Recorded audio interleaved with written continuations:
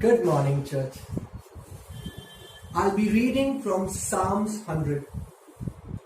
Make a joyful shout to the Lord, all the lands. Serve the Lord with gladness. Come before His presence with singing. Know that the Lord, He is God.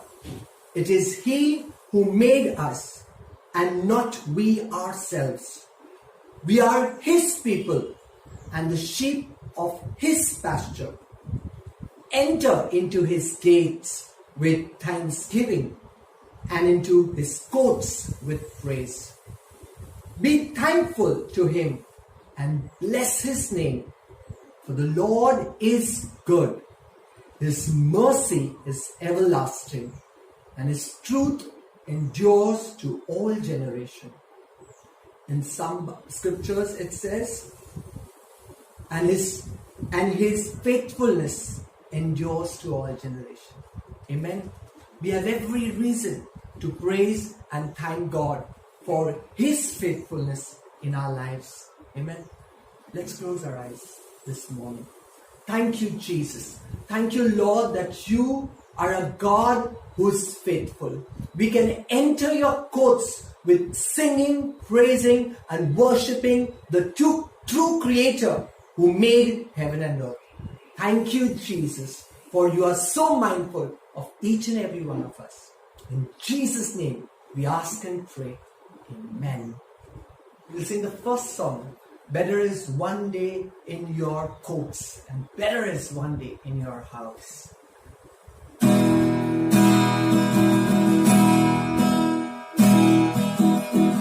How lovely your dwelling place, O Lord Almighty.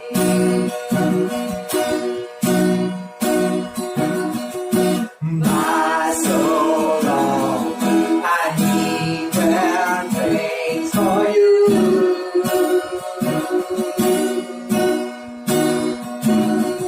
But in my heart is satisfied within your presence.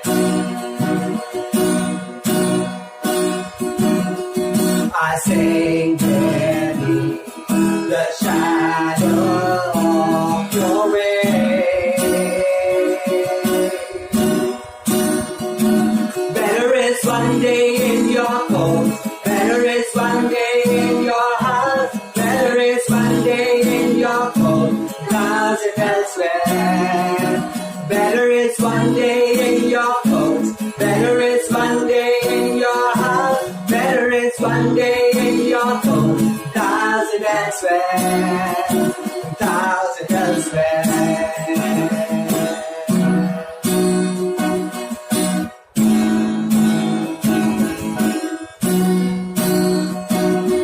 One thing I ask, and I would see,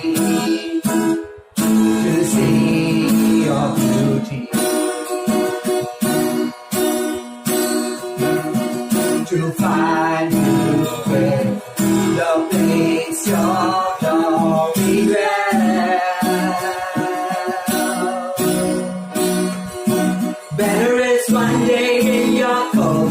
Better is one day in your house. Better is one day in your court than elsewhere. Better is one day in your court. Better is one day in your house. Better is one day in your court than elsewhere. My heart and flesh cry out to you, my living God. Your spirit's water to my soul. My thirsty soul, I've tasted and I've seen. Come once again to me. I will draw near to you. I will draw near to you.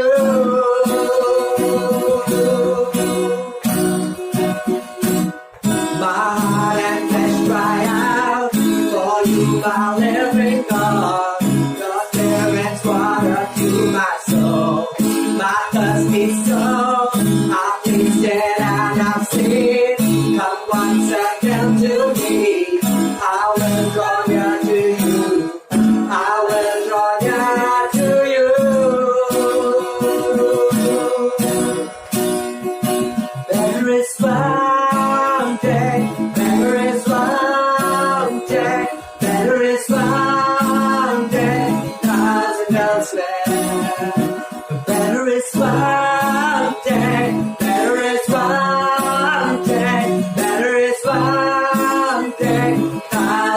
elsewhere.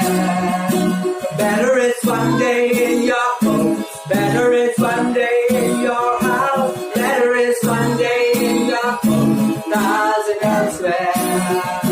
Better it's one day in your home. Better it's one day in your house. Better it's one day in your home, thousand elsewhere.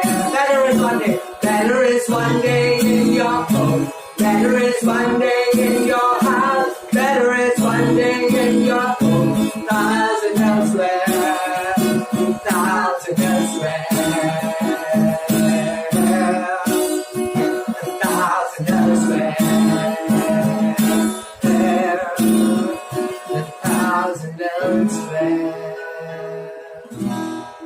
Yes, Lord, it is better to be in your house, Lord, than to be anywhere else, Lord. Thank you, Jesus, Lord. It is you who reign, who lives forever and ever. Thank you, Jesus, Lord. Lord, as the psalmist sang, Lord, said this, Lord, it is better to be in the house of the Lord. It is better to be in the house of God. Thank you, Jesus, Lord. That's the best place that we could ever be. Lord, to praise you, to glorify in your people, in the church, Lord, in amongst you, amongst all the people, Lord, Lord, to praise you and to glorify you. In Jesus' name, amen. Thank you, Lord.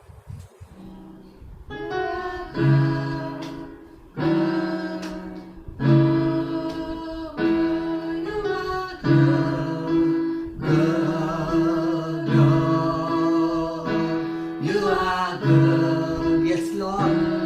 This morning we have every reason to say that you are a good, good God, Lord. And there is no one like you, Lord. Thank you, Jesus, for you are a faithful God and your faithfulness reaches to the ends of the earth, Lord. Thank you, Jesus, that you had mercy over your people, Lord. Thank you, Jesus, that we can call out your name this morning and say that you are a good, good God. Thank you, Jesus. Thank you, Lord. Thank you, Jesus. Hallelujah, Lord. Thank you, Jesus. You are good, good. Oh, you are good. Come on, church, lift up your voice this morning.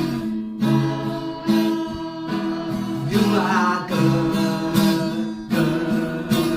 Oh, you are good, good. Oh.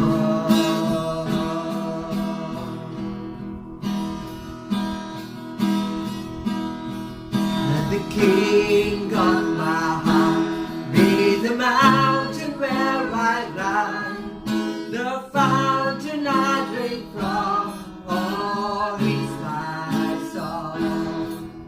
Let the King of my heart be the shadow where I hide, the ransom for my life, oh, he's my song. You are good.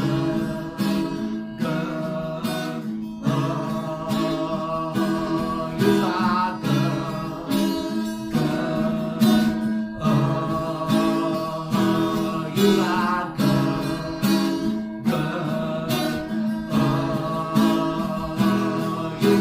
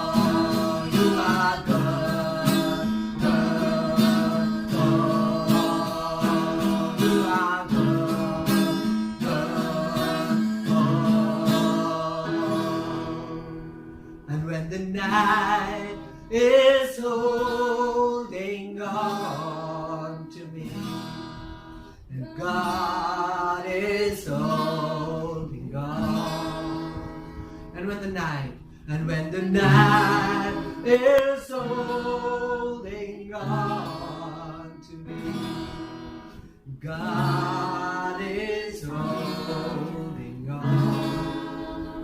You are good, good. Oh, you are good, good. Oh, you are good, good. Oh, you are good, good. Oh, you are good, good. Oh, you are good, good. Oh, you are good, good. Oh, you are good, good. Oh.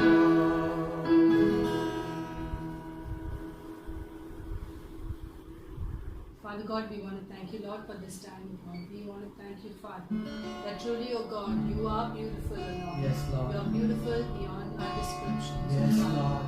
Lord, even as we worship you, we pray, Father, that you would, oh God, once again light the fire in our hearts, oh God, that once burned, oh God, bright, oh Lord. Yes, We God. pray, Lord, that, Father, we would, oh Lord, seek your face, Lord. Lord, we would, oh Lord, take your word, oh Lord, and let it shine Yes, all my around God. us, oh Yes, Father. God. Yes, So that Lord. you would be exalted, you would be glorified, Lord, in our lives and through our lives, Father. We Yes. want to bless you, Father, for a good Yes, God Lord. that you are. Yes, my Lord. In Jesus' name we pray. Amen.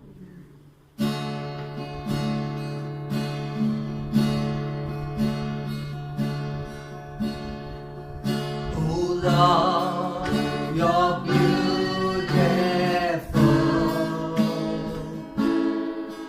Your face is all I see.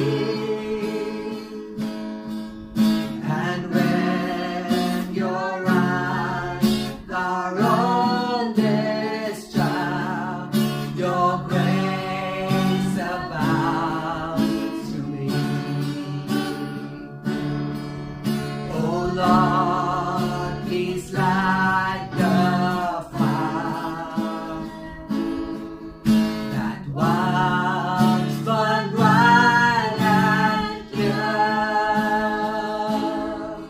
Replace the lamp of my first love that burns with holy fear. I want to take your word and shine it all around. But first help me just to live it, Lord. And when I'm doing well, help me never see the crown. For my reward is giving glory to you. Oh Lord, you're beautiful. Your face is all I see. And when your eyes are on this child, your grace abounds to me. Oh Lord, please light the fire that once was bright and pure. Replace the light of my first love that burns with holy fear. I want to take your word and shine it all around. But first help me just to live it, Lord. And when I'm doing well, help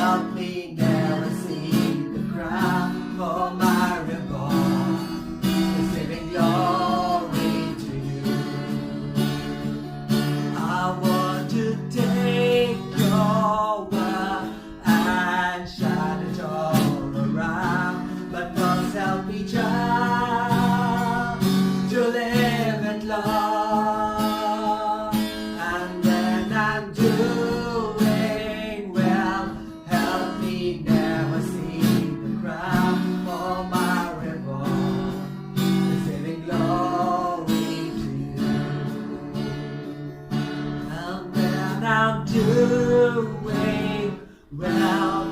Help me never see the crown, for my reward is giving glory to you.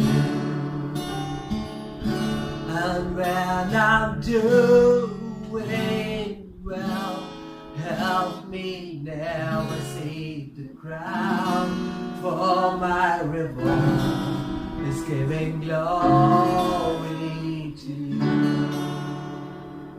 And when I'm doing well, help me never see the crown, for my reward is giving glory to you.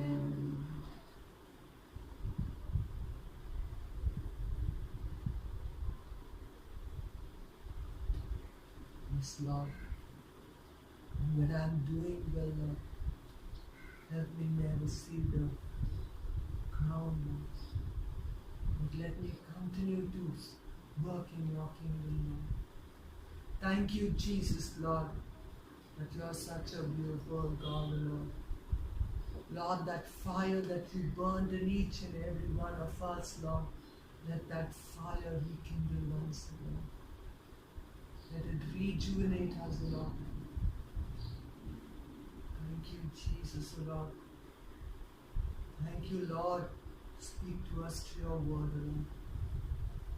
Lord, as we hear your word, Lord, let your word pierce our hearts. Sink deep down. And Lord, let it above all bear fruits for your kingdom. Bless the word, Lord, and bless this entire time, Lord.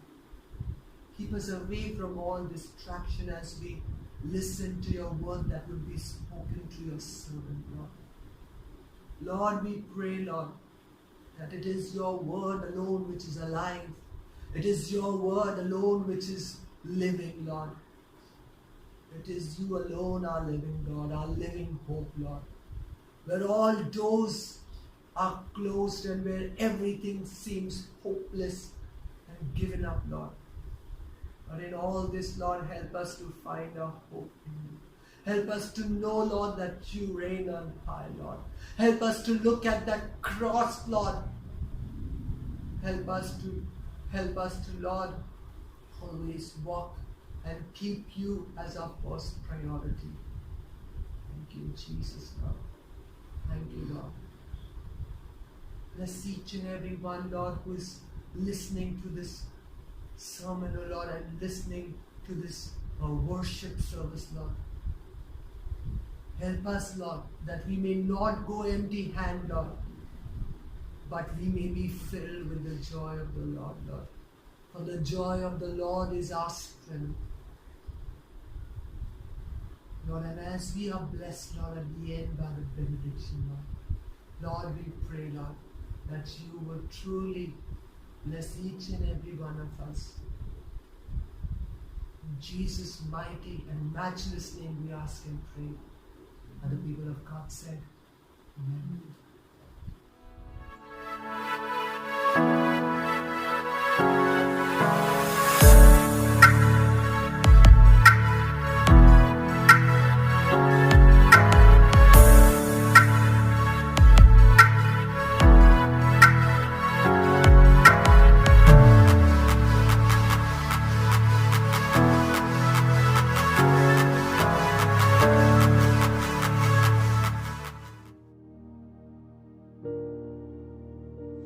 Hello and good morning, everyone.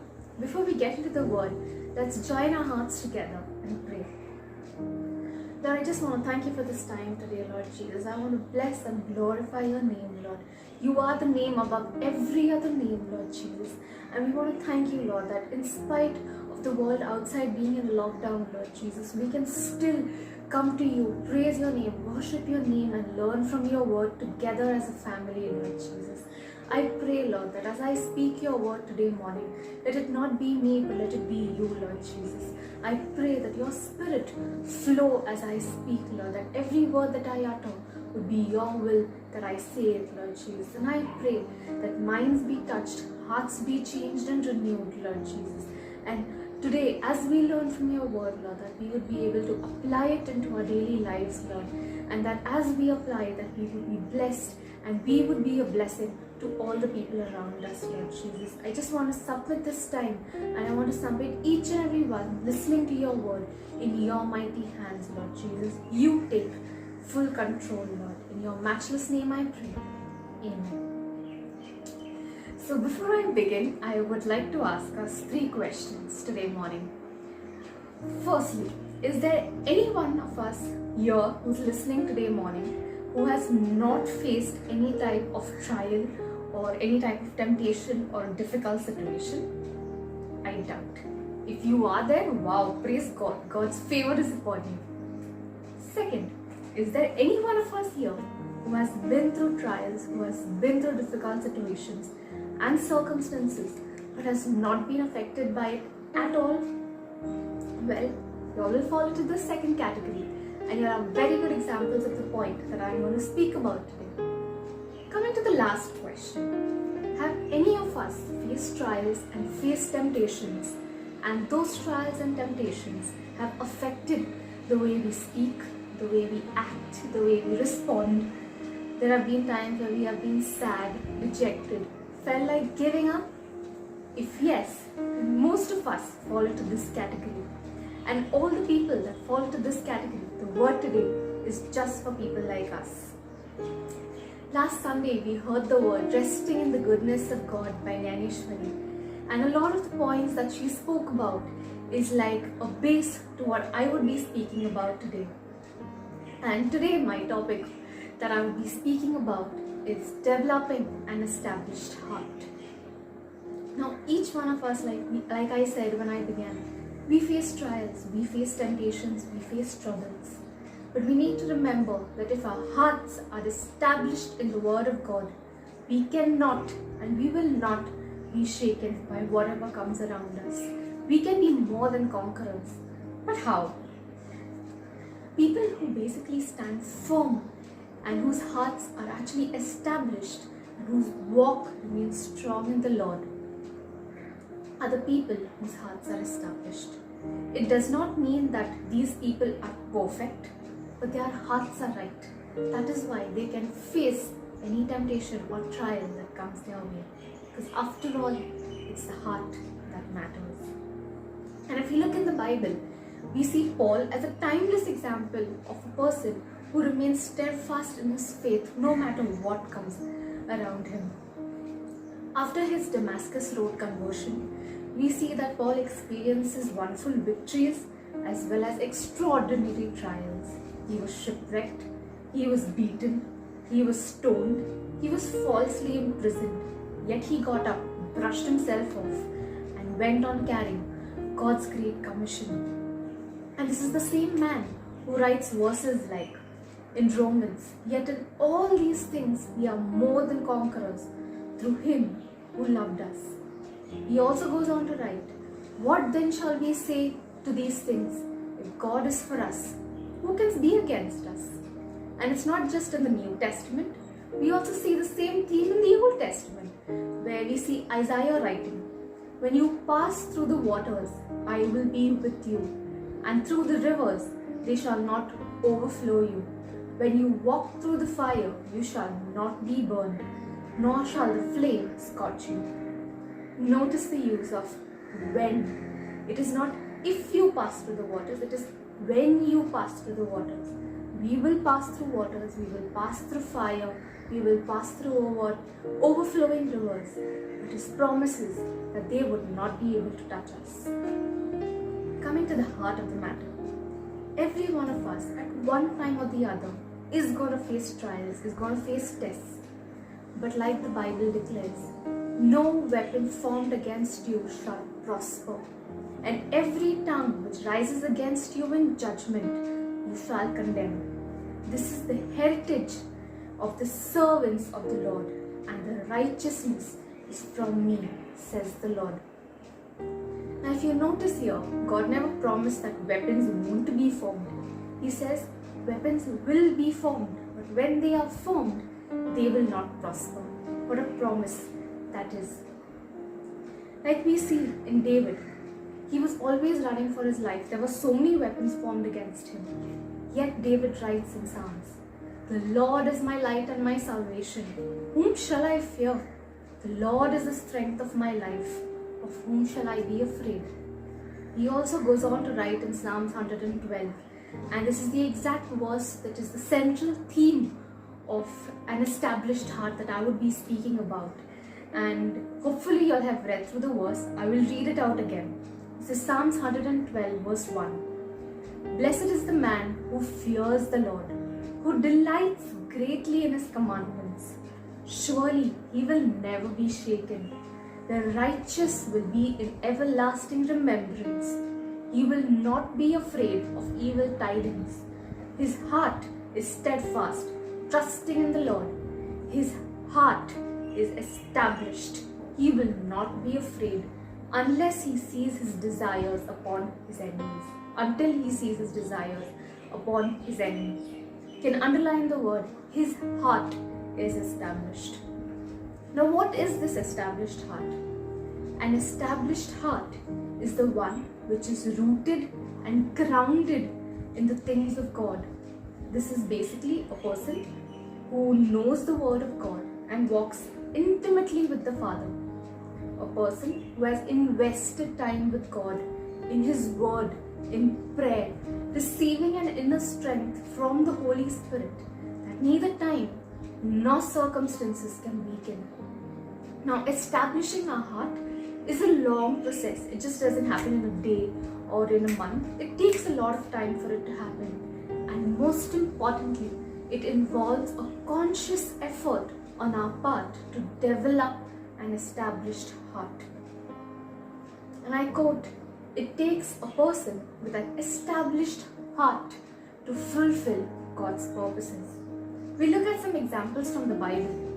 We look at Noah from the Old Testament.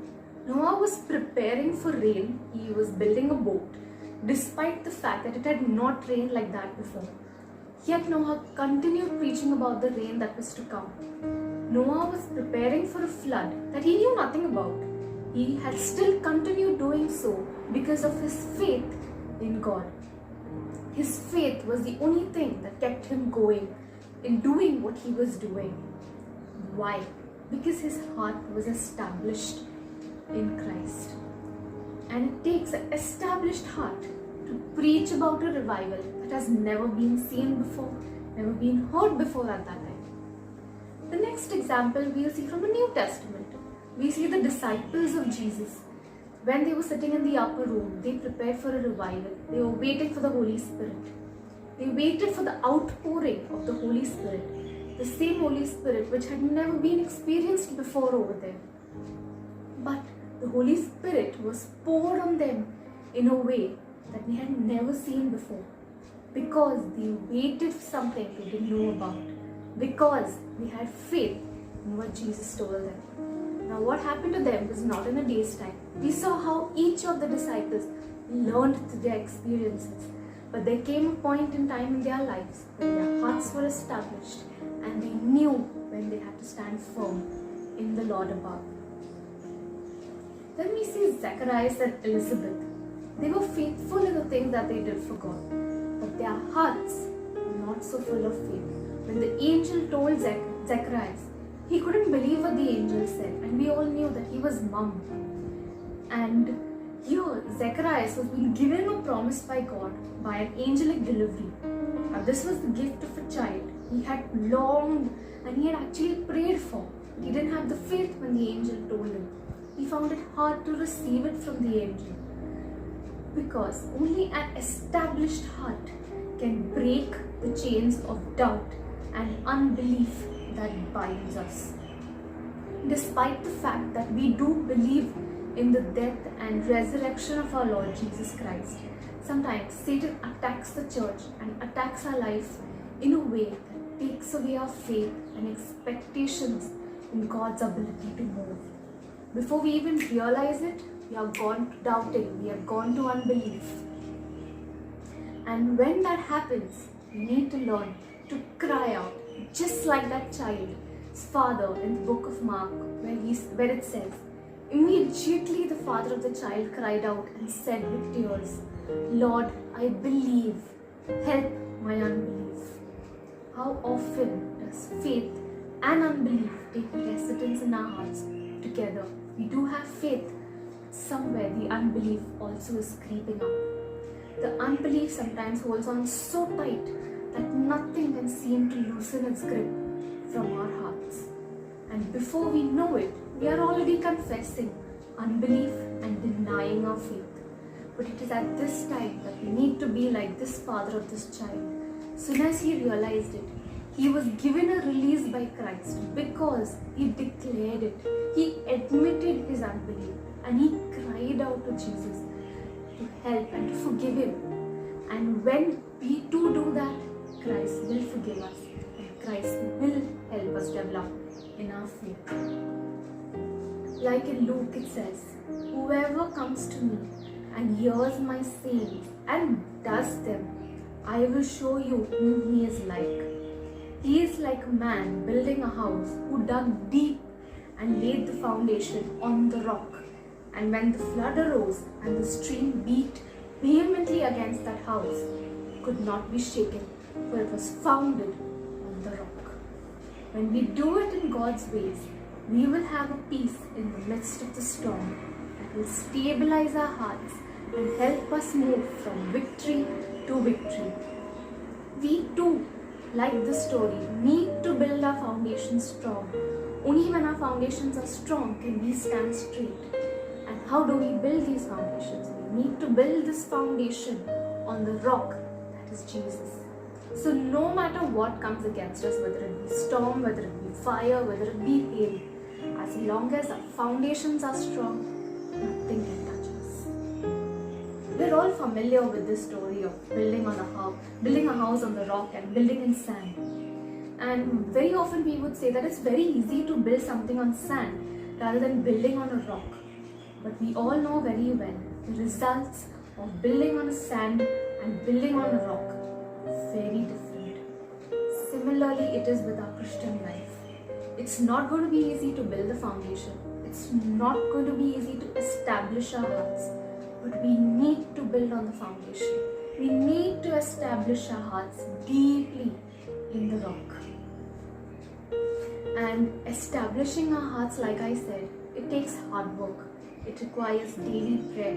It requires reading His Word, meditating His Word, studying the Word, forsaking some things from the world, keeping our eyes on Jesus, and so much more.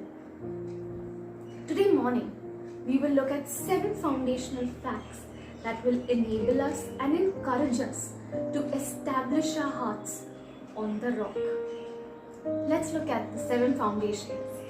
The first one is, be established in the fact that you are redeemed. Hebrews 9 says, not with the blood of goats and calves, but with His own blood He entered the most holy place once and for all, having obtained eternal redemption. He didn't do it with calves or goats. He sent His own Son down, His Son which knew no sin. He became sin just so that we could be redeemed. And not just redeemed for once, we were given eternal redemption. Now this eternal redemption is for each and every one of us.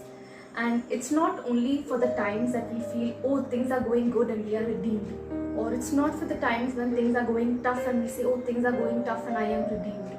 No. This eternal redemption is not circumstantial dependent. It has already been given to us no matter how we feel.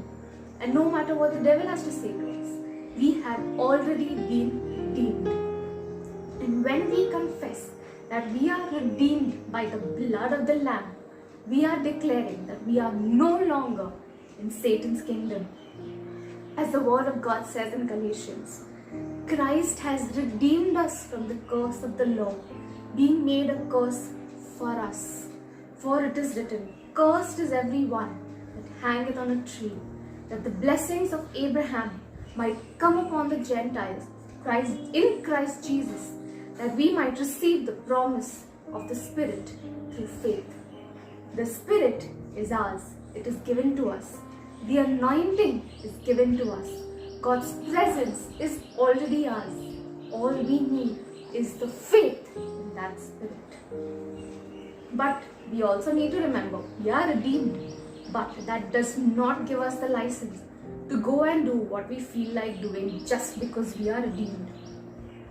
We need to come to God. We need to be humble. We need to sit into His presence and repent for our actions. And not just repent once. We need to do it daily, on a daily basis. God cannot work with a person who does not know how to repent, or rather, who does not want to repent altogether. We need to keep our list short and not wait for a special time to repent. Very often we say that the devil or the Satan is the bad guy. He's messing up with our lives. Yes, Satan does mess up with our lives. But we forget another real enemy, which is nothing but the flesh itself. We are staying with this flesh. We are living, eating and sleeping with our bodies. That is the flesh. And the flesh is prone to doing things that we would not want to do. Therefore, for this flesh to remain in shape is only and only when we go into the presence of Jesus and we ask Him to help us. We need to have that daily contact in place, which is only and only the key, not only to our survival, but also to our victory. That we may not only just be living, we will be thriving. And very often we say that we get busy, we fail, but we need to learn to not neglect the time with the Lord. Because time with our God is so important in our lives for us to get us from day to day. And not just spending time with Him, but we need to spend time with Him genuinely. It should not become like a routine that, okay, today I have to spend time with God, so I'm spending. And since when I was a child, my parents were very strict with me. And they insisted that I do my quiet time daily. And this was not when I was a 13-year-old or 14-year-old. This started when I was a 3 and 4-year-old child. So eventually I struggled with it being just a routine that, okay, I need to sit with God. But today, slowly and steadily, as I move in life, God is teaching me that it's not a routine. You need to genuinely spend time with God and in His presence daily. I've heard many of us say that, oh, things are very busy in the morning, or things are very busy when we get back home. So you know what I do? I've heard people say that I do it in the train, or I do my quiet time in the car on the way to work, or when I'm sitting in traffic. Yes, it's very good to praise God wherever we go, but it is even more essential to devote a specific time in silence to be intimate with Him and to be in His presence. We need a separated time, alone time, just with Him, with no chaos or with no disturbance around. We cannot be running for the train, we cannot be worrying about what's going to happen next and pray and then expect to hear God. And then we say that, oh, I'm not hearing God, because we are not spending time alone with Him. He says, spend time alone with Him. You see, Jesus, He was God Himself who came down. But you see, Jesus, He always took time alone. He went away from His disciples. He went to hills, He went to the garden. He spent time alone with God. And that is very, very essential. Yes, we can praise God in the trains. We can praise God in traffic. We can talk to God wherever we go. But we need to learn to devote a separate, alone time with God, where we can converse with God, where God can speak to us and we can speak to God. And it is not to be in chaos, or it is not to be in confusion. It needs to be in silence. Coming to the second point, or the second foundation, be established in the fact that you are a new creation through Christ Jesus. 2 Corinthians says, therefore, if anyone is in Christ, he is a new creation. All things have passed away. Behold, all things have become new. Now, what is this new creation over here? The Greek word new creation stands for a new species that never existed before. That is, when you and I are new creation, we are a new species altogether that never existed before. What a wonderful promise that God has given us. The old things are gone, our sins are forgiven. Practically in our daily lives, we see that when we've come through a difficult past, we've noticed that the devil tries to attack us and uses a very strong weapon, that is our past. He tries to attack us with our past. He attacks us in those very same areas where we don't want to look back at or where we feel that we have come out of. Because he knows our hearts well. If he attacks us in those very points, he knows that this person is weak. And there comes a time where we actually give in to what the devil whispers into our ears. And then sometimes we say, oh, I can't change myself. It's just become like that. What can I do? Sometimes old habits may come back, but that does not mean your old nature has come back. Habits and nature are two different things. I mean, we might be wondering, what is the difference between nature and habit? There is a very fine boundary that lies between our nature and between our habits. Now, what is nature? The dictionary says our nature is our inbuilt, inherent quality, our characteristics by birth or childhood. This is something on which we do not have much control. Our basic behavior is guided by these, and even if we make a constant effort to modify it, it may be impossible. And sometimes in our subconscious, we will be guided by our nature. Whereas habits, we all know, is something that we inculcate over a period of time. It depends on circumstances, it depends on the environments that we have been in. But we know that on habits, we do have a full control. And if we want, we can modify our habits. And sometimes we consider a prolonged habit to be a part of our nature. Therefore, it is very necessary that we sit down one day, do some self-introspection, do some self-analysis and identify what is our nature and what are our habits. We cannot choose our nature unless we have a very strong determination, but we can certainly choose our habits. And when these old habits creep in again, like I said, we blame it on our nature, or sometimes we start to feel that, oh, I can never get rid of this. It could be a sin, it could be a broken spirit, it could mean weakness, it could mean bondage. These old habits could mean so many different things. But just because you went back doesn't mean that you are not saved or you are not a new creation. God has already said that you are a new creation. But this is the habit that must be broken. We may need prayers. At times we might also need deliverance. And for that we need to go to the Lord and stay in His presence. And He will never let go of us. But for that we need to be willing to go to God. Humble ourselves and tell God, we need your help. Like Psalm 91 says, he that dwells in the secret place of the Most High shall abide under the shadow of the Almighty. It's such a good thing that the secret place for us today is not just in the innermost room of the temple. God is with us here, God is with us now. And all we need to do is go and dwell in His secret place. He will be our refuge. And once we make up our mind, God will support us. But we need to take that first step in going to God. The Bible tells us that the inner man is being transformed day by day from glory to glory. The inner man is godly. We are fighting the flesh, like I said, but inwardly we are already a new creation. When God declares, you are forgiven, you are forgiven. When God declares, you are loved, you are loved. When God declares, you are highly favored, you are highly favored. When God declares, you are victorious, you are victorious. And when God declares, you are healed, you are healed. The devil can't change that, and no man can also change that. Therefore, let your heart be firmly established in this eternal truth every single day that you are a new creation. Third, coming to to the third foundational fact. Be established in the fact that you are God's righteousness. We are given this amazing promise in the book of Corinthians.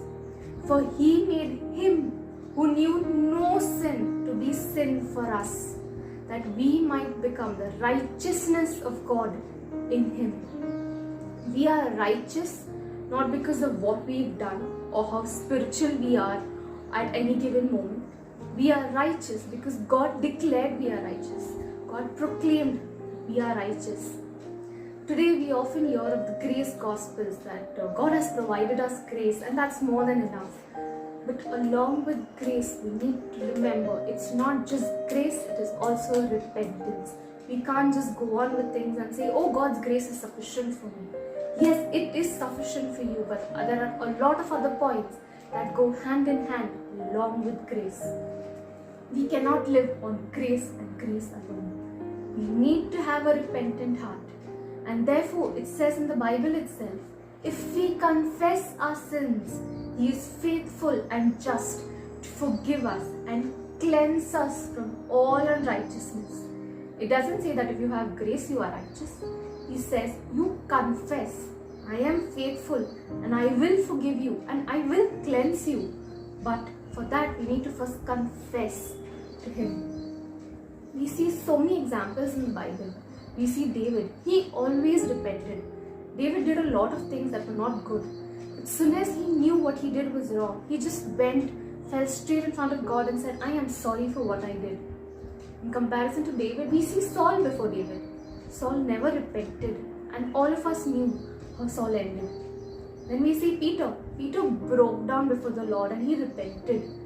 We know how Peter was later. Then we see Isaiah. Isaiah says, I am undone. I am with unclean lips. What do you think would have happened if these men of God would not have repented? Would you think that God would still use them the way He did? Maybe not. But they repented, and we see how God used this mighty men. And therefore we need to learn. We have to be pliable in order for God to use us for His kingdom and for His glory. And even in our brokenness, God can find tremendous potential to use us. Like it says in John, the next day John saw Jesus coming towards him and said, behold, the Lamb of God who takes away the sin of the world. God knew we were sinners, but we were washed in the blood of His Son. And therefore, the Lamb of God takes away the sin of the world, and through that we are declared righteous. We need to remember that God has declared us righteous.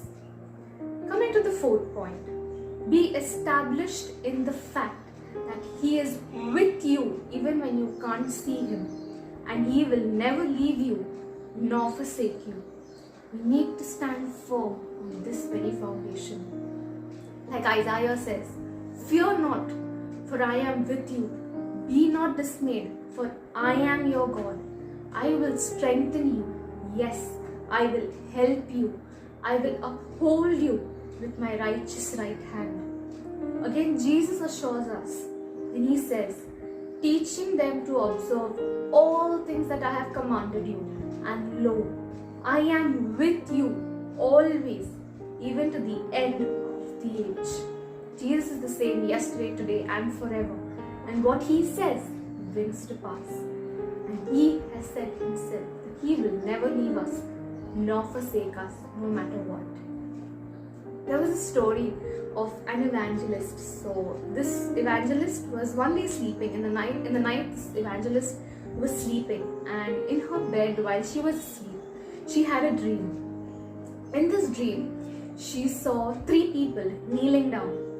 And as they were kneeling down, God came and walked and passed through them. And while He was passing through them, through the first person He went and He gave that person a tight hug. Then He moved to the second person. To the second person He came and He just tapped the person on the back. Then He moved to the third person. To the third person, He just smiled. Now, and her dream was over. She got up and she was very restless with this. So she immediately sat in prayer and she went to God and said, God, why did you do that? Why did you hug one person? Why did you pat the other? And why did you just smile at the other? Weren't you just biased with them? And God spoke to this evangelist and said, I was not biased. I knew exactly what one needed at that specific time. Well, the first person, the person was weak. The person was dejected. He needed my help. He needed love. He needed assurance that he could get through. And therefore, I gave him a tight hug to tell him, I am there and I will take you through. The second person was just discouraged, and a pat on the back was more than enough to get him to move ahead. And the third person, I knew he was strong in my word, and I knew that he could handle it the way he was going. And therefore, I just gave him a smile and I said, I know you can do this. Similarly today, God knows what each and every one of us needs, and He gives us exactly what we need at that point in time.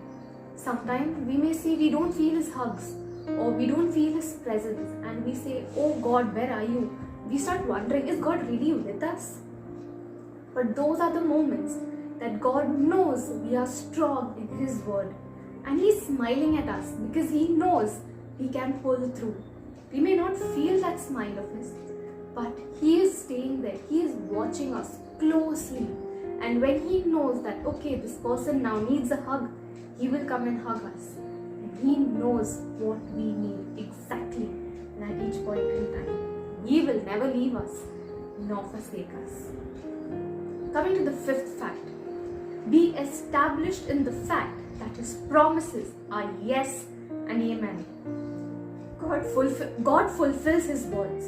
He does what He says He will do. We are told in Numbers, God is not a man that He should lie, nor son of man that He should repent.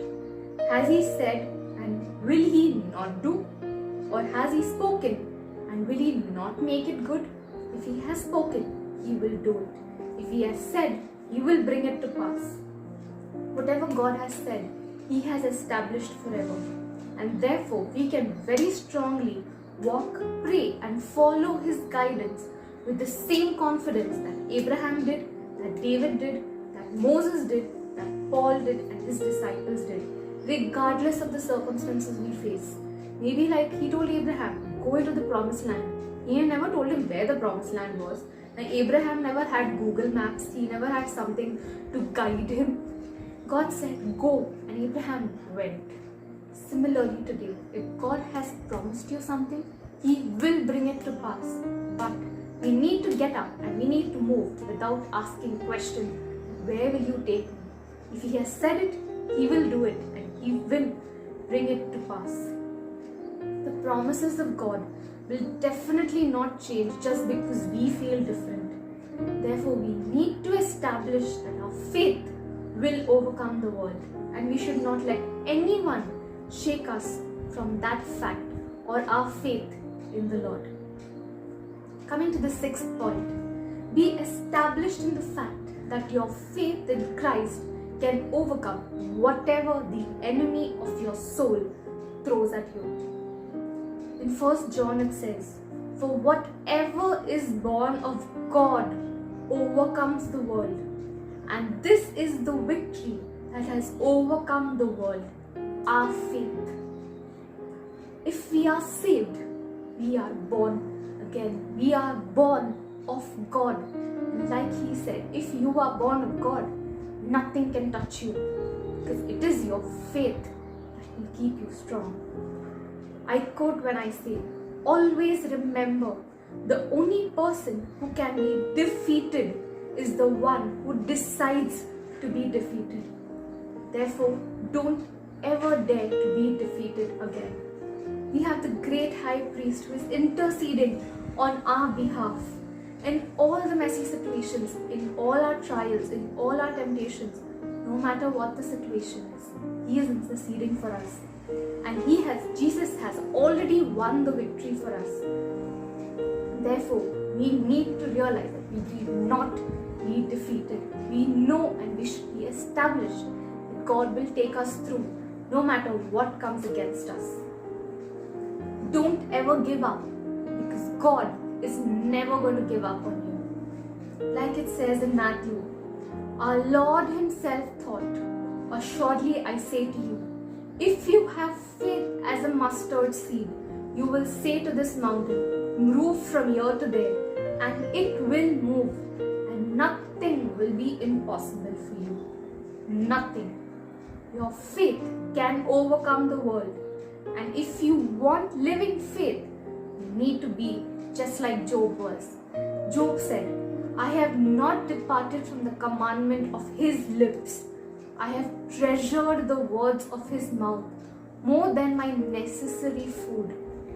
When we can say this with all our heart, that we hunger more for his word than for actual food itself, faith will come alive in ways we have never dreamed possible. Job, all of us know the story of Job, what all he went through. Still he says that I am looking more for you than the actual food itself. Similarly, we need to not give up on our faith. We need to stand strong. Coming to the last foundational fact, be established in the fact that all power in the name of Jesus is yours. If you ask in his name, according to his word and according to his will, there is nothing that you will ask and that he will not give you. Like it says in John, then he said, most assuredly I say to you, whatever you ask the Father in my name, he will give you. There is a lot of power in the name of Jesus, but we need to understand that power and we need to put that power into practice. We need to declare the name of Jesus in all our situations, in all our circumstances, boldly, in faith, without unbelief. Be established in the knowledge that the power in the name of Jesus is yours. You can ask in that name and you will receive. You can and you should use that name in all of your situations. There was a very famous song by the name of There is Power in the Name of Jesus. We used to sing that when I was in Sunday school. It's a very old song. That song says there is power in the name of Jesus, like a sword in our hands. It's a very powerful song. I'll play that song now for the first two verses, and I would encourage each one of us, maybe we could pause the video for a minute. We could write down at least 3 points where we want to see a breakthrough, where we want to declare the power of Jesus in that particular situation. It could be a tough time, it could be a breakthrough in finances, it could be anything. Write down those 3 points. We will play that song, and as we play this song right now, we want you to declare the power of Jesus in that situation in faith, and I know that God will answer our prayers. You can take a minute and do that as we play this song and believe in faith.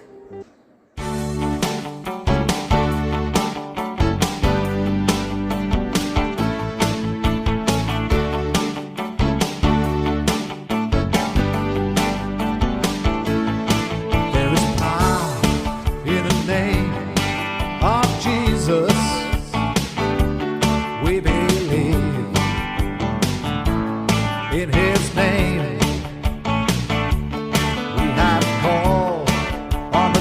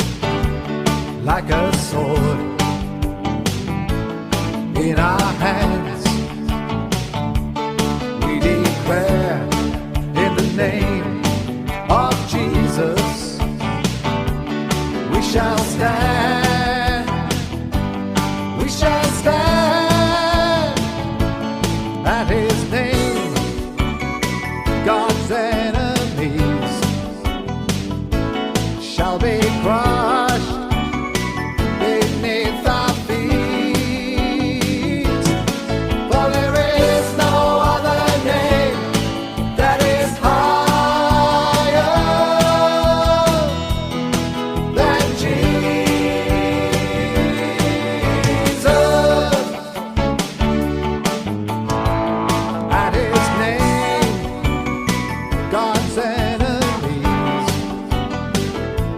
shall be crushed beneath our feet. For there is no other name that is higher than Jesus.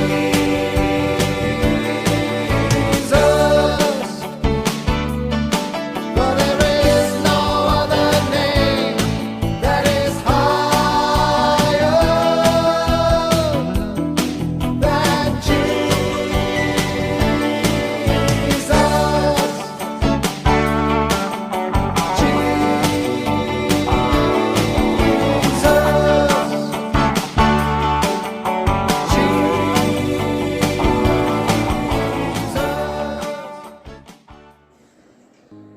Remember, with God on our side, how can we lose? We need to be unshakable in our faith, knowing that He is establishing our heart. And the next time when Satan comes and reminds you of your past, you remind Satan of his future. And do not be shaken by what Satan has to tell you.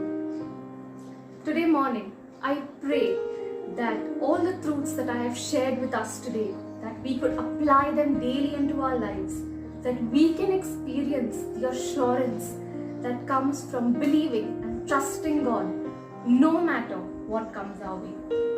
And that through all the situations and circumstances that we go through, we will always stand strong on the foundation that we have built in Christ, and that today we too would be able to say that I have developed an established heart in the foundation of my rock. May God bless each one of you who are listening today. Have a wonderful week ahead. Thank you. Beloved, as we share the bread and wine, I want to encourage you this time that we not only share this bread and wine in remembrance of what the Lord has done for us, and also remembering His death, but also knowing and believing the fact that this bread and wine is for the healing of your body. So by the stripes of Jesus you are healed. So as you take this bread and wine, believe that you are healed from every infirmities, every sickness, every disease. Take it by faith and you will see God's promises being fulfilled in your life. Before I break the bread and wine, I read from Corinthians 1, chapter 11. Verse 23 onwards. For I received from the Lord that which I also delivered to you, that the Lord Jesus, on the same night in which He was betrayed, took bread. And when He had given thanks, He broke it and said, Take, eat. This is my body which is broken for you. Do this in remembrance of me.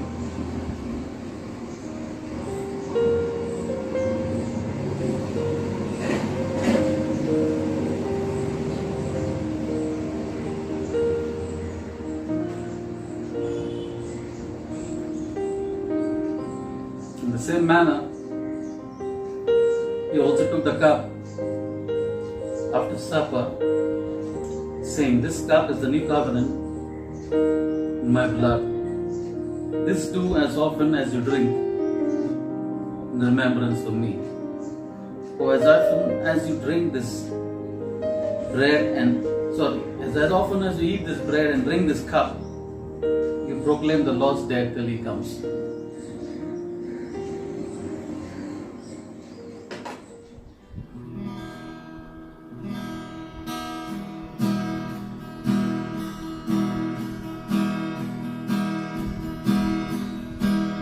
Lord, I come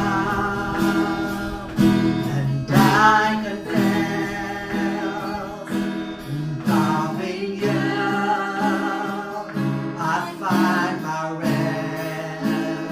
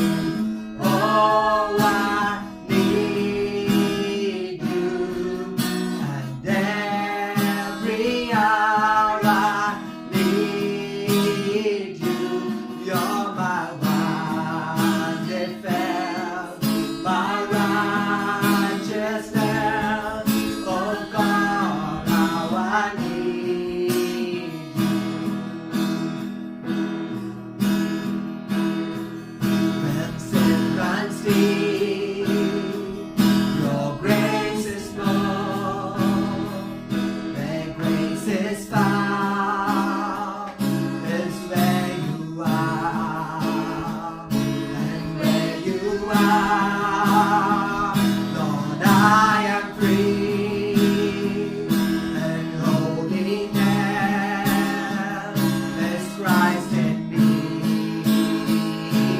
Lord, I need you. Oh, I need you.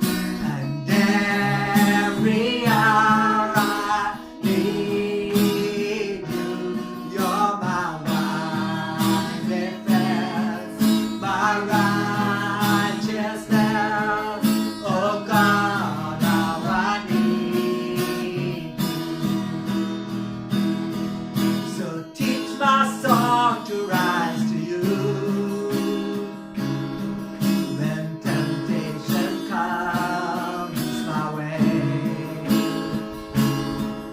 When I cannot stand, I fall on you. Jesus, you're my hope and say. So teach my song to rise to you when temptation comes my way. When I cannot stand, I fall on you. Jesus, you're my hope and stay. Lord, I need you. Oh, I need you. And every hour I need you. You're my one.